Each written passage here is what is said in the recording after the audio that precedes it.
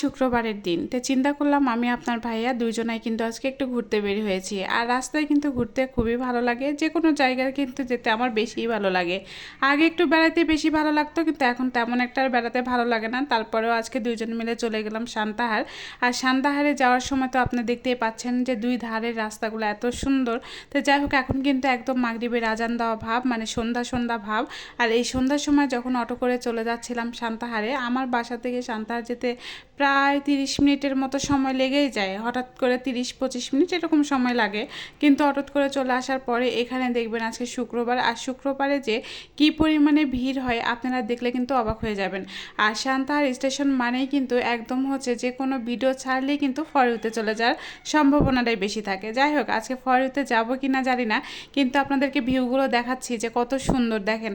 আর এত জনগণ ছিল এখানে, আর এত মানুষ ছিল। আর এই জায়গাতে আসার আজকে মেন উদ্দেশ্য হচ্ছে পিঠা খাওয়ার উদ্দেশ্যে। আজকে আমি আর আপনার ভাইয়া ঠিক করলাম যে রাত্রে কিছু আর খাবো না, আজকে চলে যাব যে কিন্তু কিছু খাওয়া দাওয়া করব সান্তাহারে।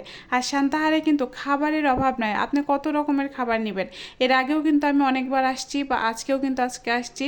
আজকে শুধুমাত্র আপনার ভাইয়ের সাথে করে, কিন্তু আপনার ভাইয়ের পকেটের টাকা খরচ করার জন্যই কিন্তু আজকে চলে আসছি। অন্যান্য দিন হয়তোবা যখন আমি একা এখানে সান্তাহার আসি তখন কিন্তু নিজের পকেটের টাকাগুলোই শেষ হয়ে যায়, কিন্তু আজকে আপনার ভাইয়ের পকেটের টাকাগুলো শেষ করব, এই জন্যই কিন্তু দুজনা চলে আসছি ঘুরতে ঘুরতে। আর আমি আসতে চাইনি, মেন কথা আপনার ভাইয়া বলতেছে চলো অনেক দিন ধরে সান্তাহার যাওয়া নেই, তাহলে দুজনা মিলে সান্তাহার থেকে ঘুরে আসি। আর আমি আর আপনার ভাইয়া দুজনা মিলে সান্তাহার চলে আসছি এখন। বাট অনেকে ভাবেন আপু ছেলেকে রেখে, ছেলে মাসাল্লাহ অনেক বড় হয়ে গিয়েছে, এখন কিন্তু দুজনের মাঝে আর থাকেই না তেমন একটা। আমরা যেখানে খুশি সেখানেই চলে যাই, এমনও দিন যায় যে আমি আর আমার ছেলে কিন্তু যেখানে মন চায় সেখানেই চলে যায়। আর এই যে এখন চলে আসছি পিঠার দোকানে, আর এই পিঠা খাইতে কিন্তু প্রায় আধা ঘন্টার মতো সময় লাগবে, কারণ সিরিয়াল তো একদমই পাওয়া যায় না। তার মধ্যে কিন্তু আজকে শুক্রবার, আর এখানে এমন কোনো ধরনের খাবার পাবেন না যে এই সান্তাহারে নাই। আপনি যে এত মজার মজার ডিম রুটি বলেন, আর পিঠা বলেন, আর ফুচকা বলেন, আর হচ্ছে চটপটি বলেন, আর সাথে কিন্তু আপনি পেয়ে যাবেন মেলা অনেক অনেক রকমের হচ্ছে কেক। এখন আমি আমার ভাষায় মেলা রকমের বলতে চেয়েছিলাম, যাই হোক অনেক রকমের কেক মানে পেয়ে যাবেন এখানে। তো যাই হোক, এখানে চলে আসছিলাম, আর এসে কিন্তু পিঠা যখন দেখছিলাম, আর এই পিঠা দেখতেই তো আমি মানে বেহুশ হয়ে যাচ্ছি যে এত সুন্দর সুন্দর হয় পিঠা কিভাবে। আমরা যখন বাসায় পিঠা তৈরি করি তখন কিন্তু একদমই সেই পিঠাগুলো হয় না, খেতেও ভালো লাগে না। কিন্তু দেখেন অনেকে বলে কি যে নজর লাগলে নাকি পিঠা হয় না, কিন্তু এখানে হাজার হাজার মানুষের ভিড়ে তারা কিভাবে পিঠা ভাজতেছে বলেন। আর এখানে কিন্তু এমন কোনো খাবার নাই যে এই খাবারগুলো কিন্তু একদমই খারাপ। সবগুলো খাবার আপনি ট্রাই করে দেখবেন, সবগুলো খাবারই কিন্তু অনেক সুস্বাদু। আর এখানে শীতের পোশাক থেকে শুরু করে, কম্বলের থেকে শুরু করে কিন্তু অনেক ধরনের খাবার আপনি এখানে পেয়ে যাবেন। এখানে শুধুমাত্র যে আপনি শীতের পোশাক বা খাবার তা কিন্তু না, এখানে যেমন ঘোরাফেরার একটা জায়গা আছে, তেমনই কিন্তু আপনি আপনার হাজব্যান্ডের সাথে আসেন বা প্রেমিক প্রেমিকার সাথে আসেন, আর হচ্ছে আপনি আপনার পরিবার সহকারে সবাইকে নিয়েই কিন্তু এখানে ঘুরে ফিরে রাতের খাওয়া দাওয়া সেরেও কিন্তু আপনি চলে যেতে পারবেন। আর শুক্রবার মানেই কিন্তু ভিড়। যাই হোক, আজকে শুক্রবার আমি আসতে একদমই চেয়েছিলাম না, কিন্তু আপনার ভাইয়া যখন বললো চলো এখান থেকে একটু ঘুরে আসিতে, যাই হোক আমরা দুইজনে কিন্তু চলে আসছিলাম।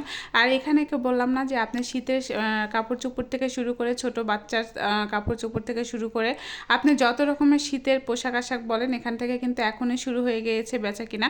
আগে আরও অনেক দোকানপাট ছিল, এখন তারপরেও কিন্তু এত দোকানপাট নাই। রাতে কিন্তু অন্ধকারে আমি আপনাদেরকে একটু ভিড় হচ্ছে দেখাচ্ছি যে কি পরিমাণে ভিড়। দেখেন আমি এক জায়গায় দাঁড়িয়ে থেকে আপনাদেরকে ভিড়টা দেখাচ্ছি, আর অলরেডি কিন্তু দূরে একটা হচ্ছে জায়গাতে আপনার হচ্ছে ট্রেন এসে দাঁড়িয়ে আছে। আপনারা লাইটটা হয়তো বা দেখতে পাচ্ছেন, যে লাইটটা দেখে কিন্তু বুঝতে পারতেছেন যে এখানে হচ্ছে সবাই কিন্তু মানে খুবই আনন্দময় একটা পরিবেশে এখানে হচ্ছে চলে আসে। দেখেন এখানে ছোট বাচ্চা কাচ্চা নিয়ে, সব পরিবারে নিয়ে যদি আপনি ঘুরতে আসতে চান তাহলে কিন্তু আপনার অনেক ভালো লাগবে। আর এদিকে ছিল শুধু খাবার আর খাবার, মানে বললাম না যে সান্তাহার স্টেশনে মানেই আপনার শুধুমাত্র খাবারের আইটেম বেশি। আমি বুঝি না যে এত ধরনের খাবার এখানে কেন বসে, আর সবাই এখানে কেন আসে। আর এখানকার আসলেই কিন্তু আপনার পরিবেশ, আপনার মন, আপনার সব কিছু ভালো হয়ে যাবে। যদি বাসায় বসে থেকে মনে করেন যে আপনার মনটা হচ্ছে একদমই খারাপ, তখন কি করবেন, আপনারা সান্তাহার রেল স্টেশনে চলে আসতে পারেন। আর আমাদের নওগাঁ থেকে সান্তাহার আসতে বেশিক্ষণ সময় লাগে না, বললাম তো উঠতে গেলে 25 থেকে 30 মিনিট সময় লাগে। আমরা হয়তো বা সিএনজিতেও আসতে পারি, আবার রিক্সাতেও আসি। এখন কিন্তু আছে আমি রেলওয়ে থানার সামনে, মানে একদম সরাসরি স্টেশনে চলে আসছি।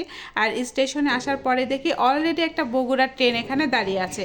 আর এই অলরেডি বগুড়া ট্রেনে উঠে কিন্তু আমি একদম হাই হ্যালো করছিলাম এখান থেকে, কিন্তু সবাই চলে যাবে এখন হচ্ছে বাড়ির দিকে। তো তো যাই হোক, এখানে বগুড়া ট্রেনটা দাঁড়িয়েছিল আর আমি কিন্তু বগুড়া ট্রেন থেকে যখন নামছিলাম তখন কিন্তু অনেকে মনে করছিল যে আপু কোথাও যাচ্ছেন কি না। তো না, আমি কোথাও যাচ্ছিলাম না। তো চিন্তা করলাম যে এখন কিন্তু আমার বাসায় যাওয়ার পালা। তো যাই হোক, এই স্টেশন থেকে মানে ওপারে পার হচ্ছিলাম, সামনে কিন্তু হচ্ছে আমাদের রিক্সা অটো সব কিছু দাঁড়িয়ে থাকে, সেখান থেকে কিন্তু আজকে আমি হচ্ছে মানে কিছু নিয়ে বাসায় চলে যাব।